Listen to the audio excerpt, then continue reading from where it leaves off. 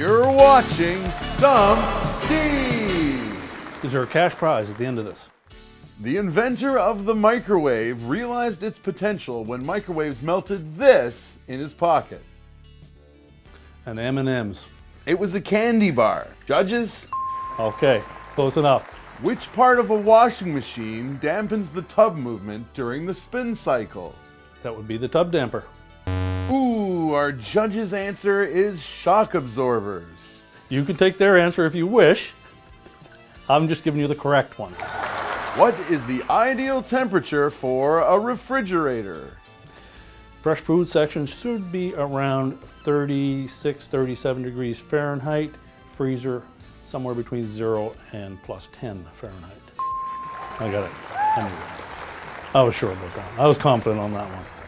When replacing a fridge gasket, how do you make the gasket more pliable for an easier install? You can either put it in a bathtub full of hot water or tumble it in your dryer on a low heat for about 10 minutes. Double points!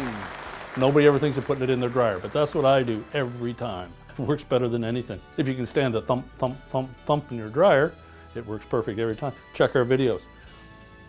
We do mention that. Think you can stump Steve? Leave your question in the comments.